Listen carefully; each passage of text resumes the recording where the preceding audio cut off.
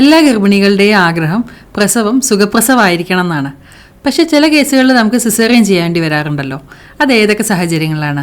ഗർഭിണികളുടെ മാത്രമല്ല ഡോക്ടർമാരുടെയും ആഗ്രഹം സുഖപ്രസവം നടക്കണം തന്നെയാണ്. പക്ഷേ ചില കേസുകളിൽ നമുക്ക് സിസേറിയൻ്റെ ആവശ്യകത വരാറുണ്ട്.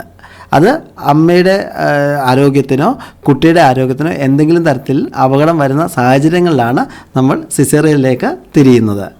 ഈ സിസേറിയനെ തന്നെ നമുക്ക് രണ്ടായിട്ട് ഡിവൈഡ് ചെയ്യാം. ഒന്ന് എമർജൻസി ആയിട്ട് ചെയ്യുന്ന സിസേറിയൻ എന്നും രണ്ട് എലക്റ്റീവായിട്ട് ചെയ്യുന്ന സിസേറിയൻ എന്നും. എലക്റ്റീവായിട്ട് ചെയ്യുന്ന സിസേറിയൻ എന്ന് പറയുകയാണെങ്കിൽ നമ്മൾ പേഷ്യൻ്റ് പ്രസവവേദന വരുന്നതിന് മുമ്പ് തന്നെ ഡേറ്റ് തികഞ്ഞിരിക്കുന്ന ഒരു പേഷ്യനെ ചില കാരണങ്ങൾ കൊണ്ട് പ്രസവിക്കാൻ പറ്റാത്ത സാഹചര്യങ്ങൾ കണ്ടുപിടിക്കുകയാണെങ്കിൽ, ഉദാഹരണമായി പറയുകയാണെങ്കിൽ കുട്ടിയുടെ കിടപ്പ് 9-ാം മാസത്തെ സ്കാൻ എടുത്ത് നോക്കി കുട്ടിയുടെ കിടപ്പ് തിരിഞ്ഞാണ്, അതായത് ബ്രീച്ച് പൊസിഷനിലാണ് അല്ലെങ്കിൽ ട്രാൻസ്വേഴ്സ് പൊസിഷനിലാണ് കിടക്കുന്നുണ്ടെങ്കിൽ നോർമൽ ഡെലിവറിക്ക് അല്ലെങ്കിൽ സുഖപ്രസവത്തിന് വെക്കാൻ പറ്റാത്ത സാഹചര്യമാണ്.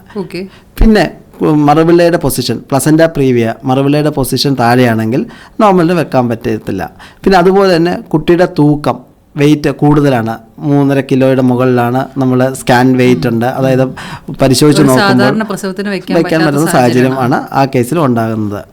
പിന്നെ കുട്ടിയുടെ പൊക്കിൾക്കൊടി 2 തവണ കൂടുതൽ ചുറ്റിക്കിടക്കുകയാണ്, ടൈറ്റായിട്ട് പൊക്കിൾക്കൊടി ചുറ്റിക്കിടക്കുകയാണെങ്കിലും നമുക്ക് നോർമലായിട്ട് വെക്കാൻ പറ്റാത്ത സാഹചര്യമുണ്ട്.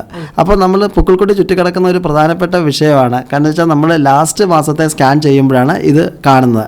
സിംഗിൾ ലൂപ്പ് ആണെന്നുണ്ടെങ്കിൽ, ഒറ്റ ചുറ്റലാണ് കാണുന്നുണ്ടെങ്കിൽ നമുക്ക് നോർമൽ ഡെലിവറിക്ക് ട്രൈ ചെയ്യാം. നോർമൽ ഡെലിവറിക്ക് ട്രൈ ചെയ്യുന്ന സമയത്ത് കുട്ടിയുടെ ഹൃദയമിടിപ്പ് കുറയുകയാണെങ്കിൽ നമ്മൾ എമർജൻസി ആയിട്ട് ഓപ്പറേഷൻ ചെയ്യും.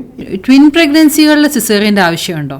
ട്വിൻ പ്രഗ്നൻസി എന്ന് പറയുമ്പോൾ നമുക്ക് അതിന് ഡയറക്റ്റ് ഒരു ഓപ്പറേഷൻ്റെ ആവശ്യകത എന്ന് ചോദിച്ചാൽ കുട്ടിയുടെ പൊസിഷൻ, അപ്പോൾ ആദ്യത്തെ കുട്ടി 2 കുട്ടികളുണ്ടല്ലോ, അപ്പോൾ ഏറ്റവും താഴെയുള്ള കുട്ടിയുടെ പൊസിഷൻ തിരിഞ്ഞാണ് കിടത്തുന്നുണ്ടെങ്കിൽ മാത്രമേ നമുക്ക് ശരിക്കും ഒരു സിസേറിയൻ്റെ ആവശ്യകത വരുന്നുള്ളൂ. എമർജൻസി സാഹചര്യങ്ങൾ എന്തൊക്കെയാണ്? എമർജൻസി സാഹചര്യങ്ങൾ എന്ന് വെച്ച് കഴിഞ്ഞാൽ നമ്മളൊരു നോർമൽ ഡെലിവറിക്ക് നമ്മൾ പേഷ്യൻ്റ് പെയിൻ വന്നു, പെയിൻ സ്റ്റാർട്ട് ചെയ്ത് തുടങ്ങി, നോർമൽ റേറ്റിൽ വികാസം വരുന്നില്ല, എന്തെങ്കിലും തരത്തിലുള്ള കുട്ടി മഷി ഇടുന്ന ഒരു സാഹചര്യം വരുന്നു, അല്ലെന്നുണ്ടെങ്കിൽ കുട്ടിയുടെ ഹാർട്ട് ബീറ്റ് കുറയുന്നു. നമ്മൾ ഡെലിവറി നടക്കുന്ന സമയത്ത് എപ്പോഴും നമ്മൾ കുട്ടിയുടെ ഹാർട്ട് റേറ്റ് ഒരു മെഷീൻ വെച്ചിട്ട് CTG എന്ന് പറയും, ഗ്രാഫ് വെച്ചിട്ട് നമ്മൾ നോക്കും. അതിൽ എപ്പോഴെങ്കിലും ഒരു കുറവ് വരികയാണെങ്കിൽ ഉടൻ തന്നെ എമർജൻസി സിസേറിയൻ ചെയ്യേണ്ടി വരും.